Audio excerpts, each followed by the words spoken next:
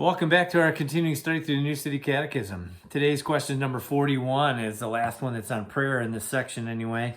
What is the Lord's Prayer? And we find that certainly in two books of the Gospels of the New Testament. Matthew's the more full one.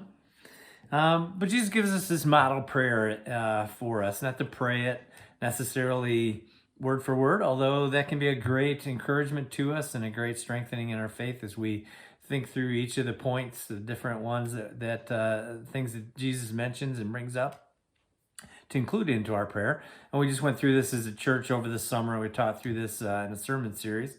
And so I'm not going to belabor that.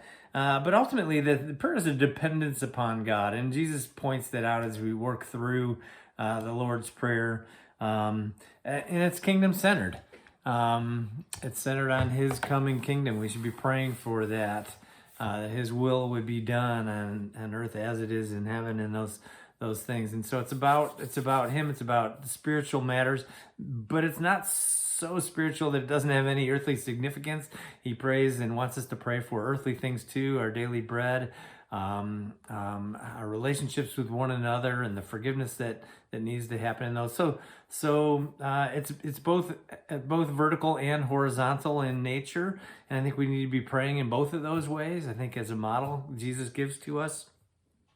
But ultimately, it centers on our dependence upon Him for both the vertical piece and the horizontal pieces as we work through our day in our relationships at work, at home, at church, wherever we find ourselves. Should be praying without ceasing and praying for our dependence upon a holy God and a sovereign and good and providential God. And so we're thankful for all that He is, and He works in our lives, and He hears our prayer, He answers our prayer as we bring it home today.